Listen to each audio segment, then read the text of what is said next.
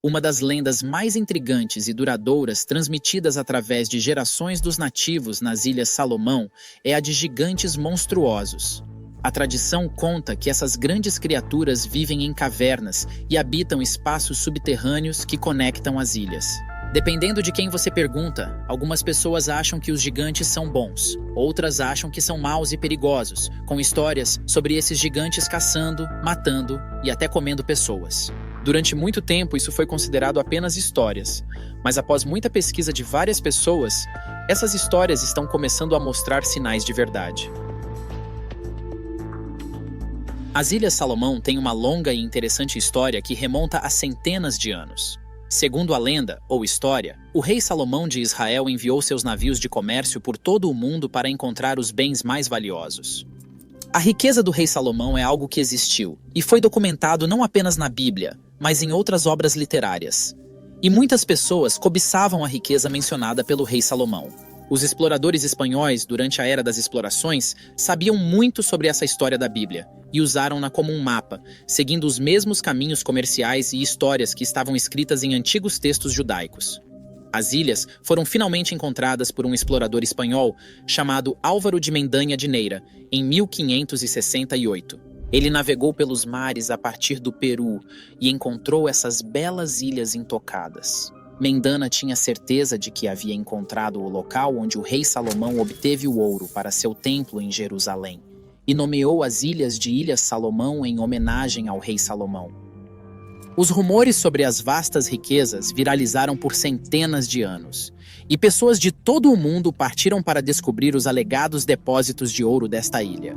No entanto, as alegações de Mendana de encontrar ouro nunca foram provadas, mas empresas modernas conseguiram escavar muito ouro das mesmas ilhas que Mendana explorou. Isso levou muitas pessoas a pensar que talvez ele estivesse certo e que ainda pudesse haver uma grande quantidade disso enterrada em algum lugar na Terra, esperando para ser encontrada. Mas, curiosamente, não é disso que as Ilhas Salomão são famosas. Em vez disso, as Ilhas Salomão são conhecidas como o próprio local onde vivem gigantes. De acordo com alguns relatos de testemunhas e descrições, esses gigantes tinham 3 metros de altura, e alguns dizem que podiam ser ainda maiores. Seus cabelos são muito longos, geralmente de cor preta, marrom ou avermelhada. Seus olhos eram vermelhos, rostos achatados, e suas bocas eram grandes. Mesmo que pareçam animais monstruosos e sem mente, alguns dizem que os gigantes são na verdade inteligentes e têm suas próprias sociedades e sistemas sociais. Os nativos acreditam que pode haver milhares deles vivendo na ilha, usando redes complexas de cavernas para se deslocarem. Agora, sei que isso soa estranho e esquisito para você que está assistindo a este vídeo, porque gigantes são, bem, gigantes. Não podem ser tão fáceis de esconder, especialmente 1000 deles. Mas aqui está a questão. As Ilhas Salomão são apenas um entre inúmeros locais, tribos e culturas diferentes que falam sobre gigantes. Em Nevada, que está a milhas e milhas de distância das Ilhas Salomão, existem histórias sobre os Sitka, contadas pelos índios Paiute que viviam na área. Eles falavam de homens e mulheres de cabelos vermelhos com até 12 pés de altura que originalmente viviam na região quando os Paiutes chegaram pela primeira vez. Esses gigantes, infelizmente, não eram amigáveis e preferiam comer pessoas a animais. Então pode-se dizer que tinham dificuldade em fazer amigos. As tribos indígenas tiveram que deixar de lado quaisquer diferenças que tinham e se uniram para atacar os gigantes. Elas conseguiram matar a maioria deles. Os gigantes que ainda estavam vivos correram para uma caverna em busca de refúgio. Os indígenas, vendo que os gigantes estavam encurralados, amontoaram arbustos na caverna e os incendiaram. Qualquer gigante que saiu foi atingido por flechas. Os gigantes restantes morreram asfixiados. A caverna onde os gigantes se esconderam era conhecida como Caverna Horseshoe, mas você pode conhecê-la pelo seu nome atual, Caverna Lovelock. A Caverna Lovelock está localizada a cerca de 20 milhas ao sul de Lovelock, Nevada, e dentro da caverna, arqueólogos encontraram crânios humanos de tamanho descomunal, sandálias de 15 polegadas e impressões de mãos enormes, que foram descobertas em várias escavações ao longo do último século, que continuam a despertar a curiosidade de cientistas e do público. O que é impressionante nessa história são as semelhanças na descrição de como os gigantes se pareciam e como se comportavam, correspondendo às histórias das pessoas das Ilhas Salomão. Ao contrário dos Estados Unidos, onde qualquer caso ou sussurro de algo extraordinário é imediatamente coberto por camadas de mentiras, negação e, às vezes, uma ameaça à vida, o país Peru é bastante diferente e exibe suas descobertas ao público. Na história do Peru, os incas tinham reis que eram enormes e tinham cabelo que era tanto ruivo quanto loiro. No Museu do Ouro, em Lima, você ainda pode ver a roupa e a cabeça de um rei inca, com alturas chegando a 10 pés. Sua cabeça preservada e seca é cerca de 2 vezes maior que a minha ou a de qualquer humano. Novamente, diferentemente dos Estados Unidos, em todo lugar que você vai no Peru, há crânios e esqueletos gigantes. Muitos dos crânios também não parecem normais. E não, eles não têm milhões de anos, como a maioria das pessoas pensaria. Na maioria dos casos, esses restos têm apenas centenas de anos. Há inúmeras, e quero dizer inúmeras, histórias e imagens mostrando que gigantes existiram, como a marreta de 64 libras que foi encontrada em uma mina de cobre no norte do país de Gales que tem 3.500 anos. Machados gigantes, espadas e outras armas foram encontradas no Irã. Restos de gigantes também foram encontrados no Arizona, Califórnia, Ohio, Peru, nas Ilhas Salomão e muito mais. Mas nada disso supera uma pessoa que afirmou ter testemunhado e vivido para contar a história com provas. Marius Boryang trabalhou como engenheiro de aeronaves e helicópteros no interior da Austrália e esteve até mesmo na Força Aérea Real Australiana. Em 1995, ele decidiu deixar a Austrália e se mudar para as Ilhas Salomão para viver lá. Marius viveu e trabalhou nas Ilhas Salomão como piloto de helicóptero e engenheiro. Ele amava a cultura, o folclore e tudo sobre o país, tanto que se casou com uma nativa. Ele era, de certa forma, parte da tribo. Depois de um tempo, ele começou a ouvir histórias sobre gigantes vivendo na região. A princípio, ele pensou que eram apenas histórias ou parte de algum folclore, mas quanto mais interagia com os nativos, mais via que isso não era apenas uma história para eles. Parecia que estavam discutindo história, assim como os americanos falam sobre os fundadores e os russos sobre Catarina a Grande. Esses nativos falavam sobre gigantes como se fosse parte integrante da sua civilização. A curiosidade de Marius cresceu e ele começou a entrevistá-los, coletando suas declarações e, em alguns casos raros, relatos de testemunhas reais de pessoas que viram gigantes. Ele compilou todas as informações que havia obtido e escreveu um livro sobre tudo intitulado Mistérios e Aventuras da Ilha Salomão. Ele entrou em detalhes sobre cada informação que coletou. Até falou sobre testemunhar um evento de OVNI ali mesmo nas Ilhas Salomão e sobre uma ordem mundial única da qual seu país, a Austrália, faz parte. Agora, antes de prosseguir, quero lembrar que isso foi antes da era da internet. A internet não era tão interconectada como temos agora. A informação não era tão facilmente acessível quanto você gostaria. E nem falar das Ilhas Salomão, onde a internet estava no final da lista de prioridades do governo. Digo isso porque os nativos descreveram os gigantes que faziam parte de sua história como tendo mais de 3 metros de altura, com cabelo comprido preto, castanho ou avermelhado, o que coincide com a descrição de gigantes de outras culturas. A cultura deles não poderia ter sido facilmente influenciada pela internet ou boatos, a ponto de inventarem a mesma descrição que outras culturas. Assim, os habitantes da ilha não podiam imaginar que a existência dos gigantes era uma grande descoberta para o resto do mundo. Para eles, não era nada, apenas uma parte de suas vidas. Uma história que se destacou no livro de Marius foi a de uma mulher chamada Mango. De acordo com a história, ela foi sequestrada por gigantes quando era jovem. Ela passou cerca de 25 anos com eles. Sua família já pensava que ela estava morta e apenas realizou rituais fúnebres por ela, sem saber que estava sendo mantida cativa pelos gigantes. Ela foi finalmente encontrada em um jardim na costa nordeste da ilha, mas algo nela havia mudado. Ela estava histérica, espumando pela boca, E o mais importante, estava grávida, levantando mais perguntas do que respostas. De acordo com a história, um gigante a tinha tomado como esposa, e eu não consigo nem começar a entender uma relação assim. Quando as pessoas a viram no jardim, tentaram segurá-la ou capturá-la, mas sua pele era tão viscosa que os homens acharam difícil mantê-la no lugar. Um dos homens teve uma ideia engenhosa e pegou algumas folhas ásperas, que usaram para segurá-la e amarrá-la com uma videira. Mais tarde, ela deu à luz a uma mutação de um menino meio gigante. O menino viveu apenas até os 5 anos de idade, antes de ser morto por um dos homens, por medo de a história se repetir. A própria Mango morreu, mas nunca recuperou a sanidade. Havia outras histórias semelhantes de avistamentos de gigantes na ilha que Marius cobriu em seu livro. E o mais louco é que não podemos dizer que é puramente uma obra de ficção, porque, ao dizermos isso, indiretamente afirmamos que todas as obras sobre gigantes são ficção também. E há muitos textos sobre gigantes, até mesmo no contexto da Bíblia. Além de ser um livro altamente espiritual, a Bíblia também é um relato histórico de eventos que ocorreram na história. Assim, arqueólogos às vezes usam a Bíblia como guia para desenterrar artefatos, tesouros e fazer descobertas das antigas civilizações. Essa é a precisão da Bíblia. O que é por isso que primeiro livro de Samuel 17, 4 a 7 meio que tem peso neste tópico. Um campeão chamado Golias, que era de Gate, saiu do acampamento filisteu. Sua altura era de 6 côvados e 1 palmo.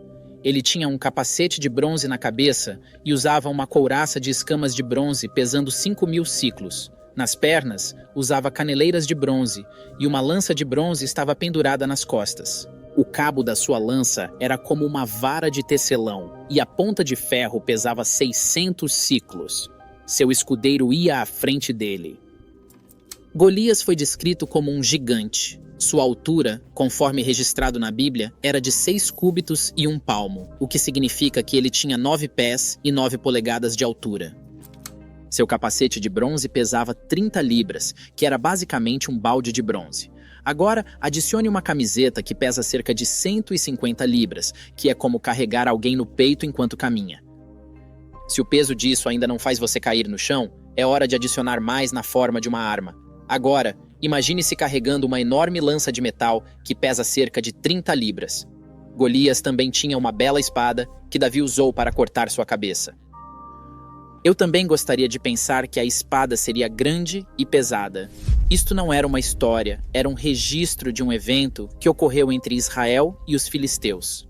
E uma coisa que eu gosto na Bíblia é que ela também aponta outros registros históricos para leitura complementar, insinuando que algumas das histórias são a versão resumida. E por muito tempo, pessoas, incluindo eu, focavam apenas em Golias. Sua descrição por si só era cativante, mas o que eu não percebi foi que Golias também tinha irmãos que eram gigantes. Está tudo na Bíblia. Em 2 Samuel 21, 16 até o final, fala sobre não apenas um, mas vários gigantes envolvidos em uma guerra contra Israel.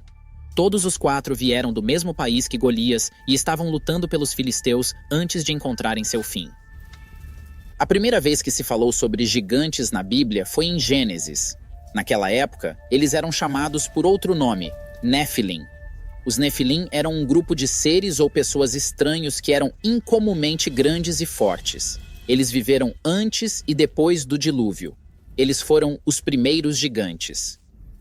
Isso significava que havia um reconhecimento dos gigantes como uma raça existente no passado. E se nossas teorias estiverem minimamente corretas, os gigantes das Ilhas Salomão podem ser os últimos sobreviventes dessa espécie que já vagou pela Terra.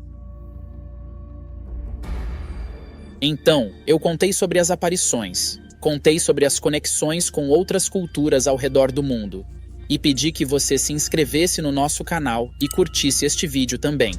Mas o que eu não contei é um relato militar de soldados que juraram ter lutado contra gigantes nas Ilhas Salomão, e tiveram a sorte de estar vivos para contar a história. A Batalha de Guadalcanal foi uma campanha militar que ocorreu de 7 de agosto de 1942 a 9 de fevereiro de 1943, na ilha de Guadalcanal e ao redor, nas Ilhas Salomão. Isso foi durante a Segunda Guerra Mundial. Foi a primeira grande ofensiva terrestre dos aliados contra o Império do Japão. Em 7 de agosto de 1942, as forças aliadas, principalmente fuzileiros navais dos EUA, desembarcaram em Guadalcanal, Tulagu, Ilha Florida e nas Ilhas Salomão do Sul, com o objetivo de usar Guadalcanal e Tulagu como bases para uma nova campanha para eventualmente capturar ou neutralizar Rabaul, que era a principal base japonesa em Nova Bretanha, o que foi bem sucedido. Entre agosto e novembro, os japoneses fizeram várias tentativas para retomar a ilha. Quase todos os dias, houve 7 grandes combates navais e batalhas aéreas que culminaram na decisiva Batalha Naval de Guadalcanal no início de novembro, onde os últimos navios japoneses foram afundados. Os japoneses elaboraram um plano e tentaram atacar a ilha pelo mar e desembarcar tropas suficientes para recuperá-la. Mas em dezembro, eles simplesmente desistiram de retomar a terra e evacuaram suas forças restantes até fevereiro de 1943. Até mesmo as tropas aliadas ficaram chocadas e surpresas. E é aqui que a história toma um rumo estranho. Descobriu-se que as tropas japonesas estavam lutando contra 2 inimigos diferentes ao mesmo tempo. As tropas japonesas que estavam estacionadas nessas ilhas teriam visto criaturas enormes, semelhantes a gigantes, que tinham entre 3 e 4 metros e meio de altura. Não apenas os soldados japoneses viam esses seres, mas também lutavam contra os gigantes. Mas suas armas não tiveram efeito contra os gigantes. As tropas japonesas perderam mais da metade de seu pelotão naquela batalha, com alguns soldados sendo levados pelos gigantes, enquanto outros se esconderam. Os encontros deixaram uma marca indelével nas tropas, muitos dos quais falaram da dificuldade em dormir, assombrados pelos ecos dos gritos de seus companheiros. E mesmo que você não acredite nessa história, uma coisa é certa, e está nos registros. Os japoneses, conhecidos por escolherem a morte em vez da derrota, abandonaram a missão e voltaram para casa. Claro, com toda a história, lenda, folclore e conto contado, sempre há aqueles que tendem a ficar do lado dos fatos e evidências fornecidos. O que tenho que admitir é algo com que essa história luta. Por exemplo, a história japonesa soa duvidosa, porque, para começar, as ilhas têm sido habitadas por pessoas por pelo menos 32 mil anos. E não só isso, nas décadas de 50 e 60, a área foi completamente mapeada em busca de recursos minerais. Lembre-se de que as pessoas acreditavam na história de Mindanao, e essas pessoas e corporações levaram seu tempo com a exploração e exploração até terem mais do que o suficiente antes de partir. Também é possível que os japoneses tenham lutado contra os povos indígenas, e eles usaram táticas e guerra na selva para derrotar os soldados japoneses, assim como no Vietnã. E infelizmente, alguns desses nativos eram canibais, o que explicaria o ato de comer pessoas, o que também me leva ao próximo ponto para os críticos. E não vou mentir, essa teoria faz muito sentido, e é tão simples quanto dizer que eles encontraram uma pessoa realmente alta. Fique comigo. O gigantismo era um problema no passado, e devido à falta de inovação médica, muitas pessoas simplesmente continuavam crescendo. Gigantismo, também chamado de acromegalia pediátrica, e gigantismo hipofisário, é uma condição muito rara que ocorre quando uma criança ou adolescente tem níveis elevados de hormônios de crescimento no corpo, o que os faz crescer muito, ou pior, continuar crescendo sem parar. A história registrou muitos indivíduos que são tão altos que você poderia facilmente classificá-los como gigantes. Robert Wadlow, um americano que mede 8 pés e 11 polegadas de altura, é um exemplo disso.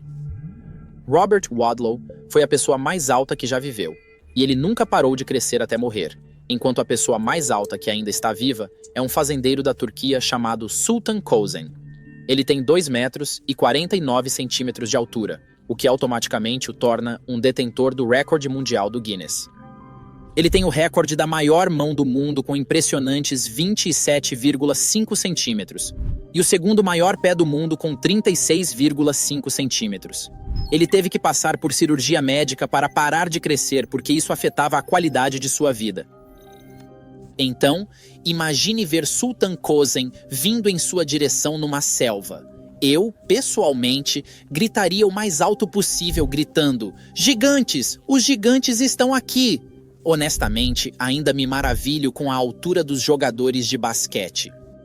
Esses seres são muito altos, quero dizer, veja essas diferenças impressionantes. Não sei quanto a você, mas isso certamente se classifica como gigante para mim. E isso pode ser o que aconteceu naquela época. Dê uma olhada em George Muresan, que tem 2 metros e 31 centímetros de altura. Certamente, nos próximos 200 anos, se alguém encontrar seu túmulo com apenas o osso da perna mais alto que metade da população mundial, também pensariam que gigantes existiram. E o fato de estarem na NBA prova que gigantes são atléticos. Eles podem correr, facilmente te arrastar para o esconderijo deles e basicamente fazer o que quiserem com você. E não ajudou o fato de que, ao longo da história, houve muitos trapaceiros e mentirosos que diziam ter encontrado gigantes e até tiraram fotos com os ossos, apenas para descobrir que os ossos foram colados para criar aquela altura, ou pior, manipulados digitalmente. Um dos enganos arqueológicos mais conhecidos na história americana foi o gigante de Cardiff. Era um homem petrificado de 3 metros de altura e cerca de 1.360 quilos que foi encontrado no dia 16 de outubro de 1869 por pessoas cavando um poço atrás do celeiro da casa de William Newell em Cardiff, Nova York. Depois de ser encontrado, logo se tornou um ponto de atração. A crença se espalhou tanto que o presidente Abraham Lincoln mencionou a raça perdida de gigantes junto com mastodontes extintos ao descrever a idade das cataratas do Niágara. A coisa louca foi que a pessoa que planejou tudo isso, George Hull, fez isso para provar um ponto de que as pessoas podem ser facilmente enganadas. Hull, que é ateu, se envolveu em uma discussão com o reverendo Turk e seus seguidores em uma reunião de avivamento metodista sobre Gênesis 6:4, que diz que gigantes costumavam viver na terra e eram conhecidos como Nefilim, um fruto de uma união profana entre anjos e mulheres. E o reverendo conectou os avistamentos relatados no jornal com a Bíblia, insinuando que os eventos bíblicos são reais. Hull perdeu o caso de provar que o que estava nos jornais era uma mentira. Hull ficou irritado por ter perdido, então quis mostrar como era fácil enganar as pessoas. Em 1868, Hull e um outro homem chamado H.B. Martin contrataram homens para cortar um bloco de gesso de 3 metros e 10 centímetros em Fort Dodge, Iowa. Muitos ácidos e manchas diferentes foram usados para fazer o gigante parecer velho e desgastado. Em novembro de 1868, Hull levou o gigante para a fazenda de seu primo William Newell de trem. Ele gastou um total de $2.600 na farsa, o que equivale a cerca de $60 mil nos padrões de hoje. O gigante foi enterrado em um buraco na fazenda de Newell, numa noite no final de novembro de 1868. Quase um ano depois, em 16 de outubro de 1869, Newell contratou Gideon Emmons e Henry Nichols para cavar um poço, e foi então que eles encontraram o gigante. E ele estava certo. As pessoas adoraram. E assim, tenho certeza de que você já viu essa imagem. Uma foi tão boa que eu realmente acreditei. Mas era tudo uma mentira. Surpreendentemente, essas imagens não foram feitas para enganar ou iludir ninguém, mas para um concurso de Photoshop. Algumas delas foram feitas pelo Weekly World News, um jornal sensacionalista que frequentemente publica piadas e farsas para as pessoas rirem. Mas algumas pessoas acharam que as fotos eram reais e as compartilharam na internet. E isso simplesmente continuou. É por isso que a maioria dos céticos não acredita na história do gigante.